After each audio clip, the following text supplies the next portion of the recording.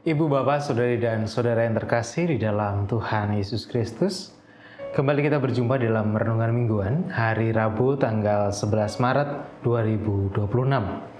Saat ini kita akan bersama merenungkan Sabda Tuhan melalui sebuah tema, yaitu habis manis sepah dibuang.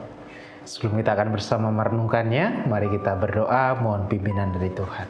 Mari kita berdoa. Hanya oleh karena kasih-Mu Tuhan, saat ini kami mendapatkan kesempatan dan waktu untuk merenungkan firman-Mu. Tolonglah kami, berkatilah kami, supaya oleh karena Roh-Mu yang kudus, kami bisa memahami dan bahkan kami pun mau untuk melakukan firman-Mu di tengah-tengah hidup kami. Kami serahkan perenungan firman-Mu saat ini dalam tangan kuasa-Mu sendiri, kiranya hikmat dan kebijaksanaan yang dari Tuhan tercurah dan berkuasa atas diri kami. Terima kasih Bapa. Amin. Sabda Tuhan yang menjadi dasar perenungan kita pada saat ini tertulis di dalam kitab Yeremia pasal kedua, Yeremia 2 ayat yang keempat sampai dengan yang ke-9. Yeremia 2 ayat 4 sampai 9, yang demikian sabda Tuhan atas kita. Dengarlah firman Tuhan, hai kaum keturunan Yakub, hai segala kaum keluarga keturunan Israel.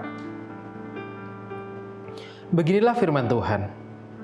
Apakah kecurangan yang didapati nenek moyangmu padaku, sehingga mereka menjauh daripadaku, mengikuti dewa kesia-siaan sampai mereka menjadi sia-sia? Dan mereka tidak lagi bertanya, di manakah Tuhan yang menuntun kita keluar dari tanah Mesir, yang memimpin kita di padang gurun, di tanah yang tandus dan yang lekak-lekuk, di tanah yang sangat kering dan gelap, di tanah yang tidak dilintasi orang dan yang tidak didiami manusia? Aku telah membawa kamu ke tanah yang subur untuk menikmati buahnya dan segala yang baik daripadanya. Tetapi segera setelah kamu masuk, kamu menajiskan tanahku. Tanah milikku telah kamu buat menjadi kekejian. Para imam tidak lagi bertanya, di manakah Tuhan? Orang-orang yang melaksanakan hukum tidak mengenal aku lagi, dan para gembala mendurhaka terhadap aku. Para nabi bernubuat demi Baal, mereka mengikuti apa yang tidak berguna. Sebab itu aku akan berbantah lagi dengan kamu. Demikianlah firman Tuhan, dan dengan anak cucumu aku akan berbantah. Demikianlah bacaan sabda Tuhan. Yang berbahagia ialah mereka yang mendengarkan dan melakukan firman-Nya. Hosiana, amin. Habis manis sepah dibuang. Mungkin itu ungkapan yang kurang lebih tepat menggambarkan apa yang dilakukan oleh bangsa Israel. Kita tahu bahwa bangsa Israel itu adalah bangsa yang diberkati Tuhan.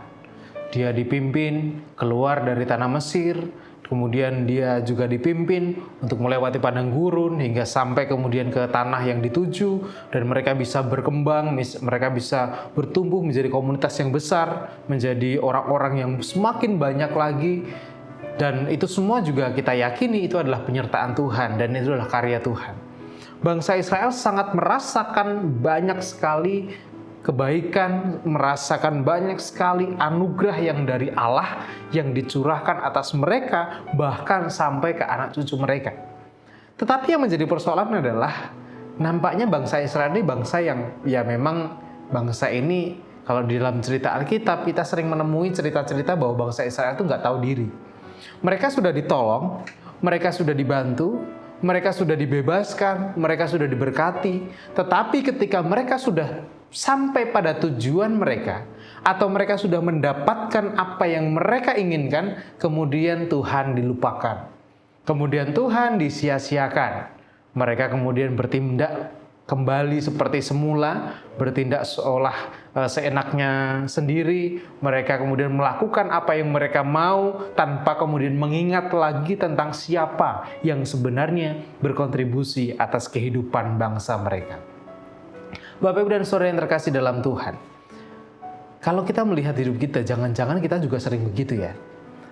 Karena seringkali kalau kita sedang butuh bantuan, atau kita seringkali sedang terpojok, kita sedang kepepet begitu, atau kita nggak tahu lagi kita harus melakukan apa, kita nggak tahu lagi, kita harus mengupayakan apa, sudah mentok pada titik nadir terendah kita. Kemudian kita mengatakan bahwa Tuhan tolong saya, Tuhan berkati saya, Tuhan tolong saya pengen lulus, ini saya sudah putek, ini saya sudah bingung bagaimana harus menyelesaikan tugas-tugas saya.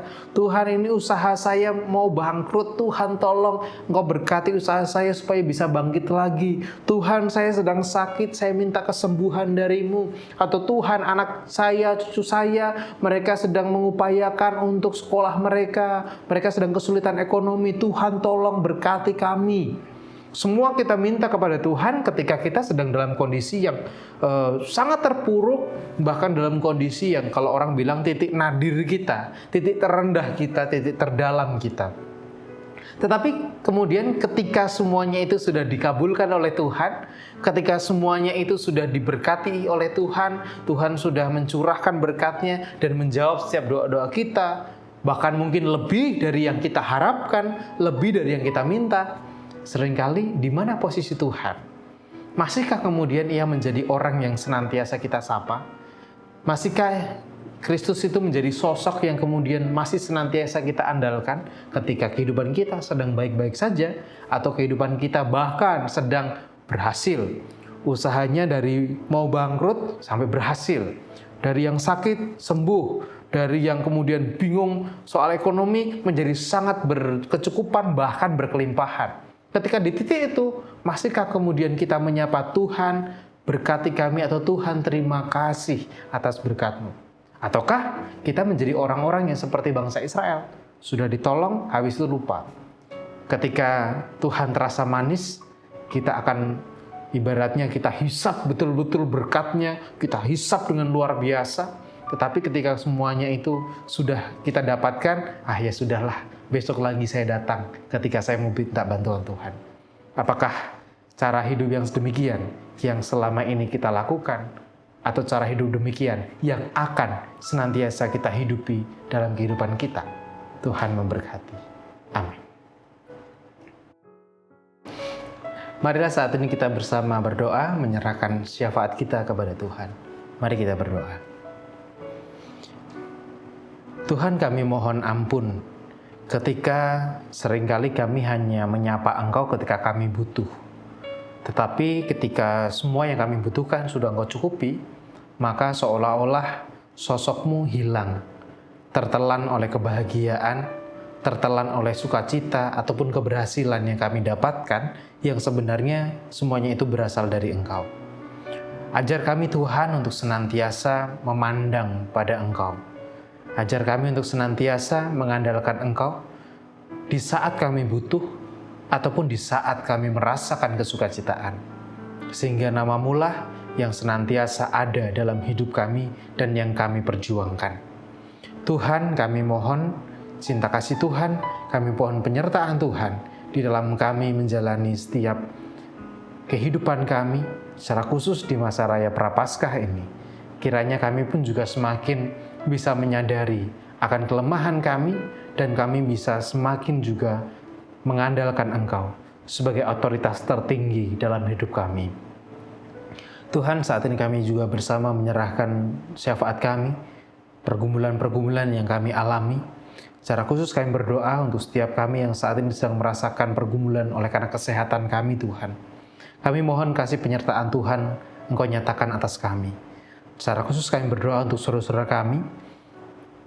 Kami berdoa untuk Ibu Tugira Sariman, Ibu Rusmiati Suhardi, Bapak Priyono, Ibu Morjangkung, Ibu Endang Karno, Ibu Kun Mariatin Subati, Bapak Saharun, Bapak Barti Benyamin, Bapak Elias Sariman, Bapak dan Ibu Sunarto Saputro, Bapak Christian Doriwu, Ibu Sarti Budi Santoso, Ibu Mardi Utomo, Ibu Yatmartini Rosti, Ibu Sri Suarsi Rahayu, Ibu Ami Birowo, Anak Amoresya, Ibu Sri Utami Suprapto, Bapak Sulistianto Biyaki, Bapak Cahyo Muntati, Ibu Indira Puspasari, Ibu Purwo Sudarmo, Bapak Warsito Utomo, Ibu Endang Cokotriono, Ibu Ana Rosalia, Bapak Edwin Krusma Yulianto, Bapak Pendeta Emeritus Dwi Edi Nugroho, Ibu Rustiti Dwi Edi, Ibu Ernita Nesip, Bapak Hadi Wahyono, Bapak Selamat Sunarno, Ibu Tiah Kunto, anak Nasyal Alna Putri, Ibu Ramijo, dan juga saudara-saudara kami yang lain. Tuhan, kiranya Engkau hadir atas pergumulan mereka. Kiranya dalam perjuangan yang saat ini sedang mereka lakukan, kasih-Mu dan penyertaan-Mu senantiasa mengiringi langkah mereka. Demikian juga untuk pergumulan-pergumulan kami yang lain, Tuhan. Pergumulan kami dalam keluarga, ataupun juga secara khusus pergumulan kami dalam ekonomi keluarga kami. Ketika saat ini mungkin kami punya persoalan dalam memenuhi kebutuhan kehidupan kami. Kiranya Tuhan juga yang menolong kami mencurahkan berkat-Mu melalui pekerjaan, melalui setiap karya dan usaha yang kami lakukan. Dan kiranya kasih-Mu Tuhan yang boleh mencukupkan setiap kebutuhan kami. Demikian juga untuk pergumulan-pergumulan kami yang lainnya. Kiranya Engkau juga yang hadir, menopang dan menolong kami. Kami menyerahkan ya Tuhan, doa kami ini yang kami pinta di dalam nama Tuhan kami, Yesus Kristus. Amin.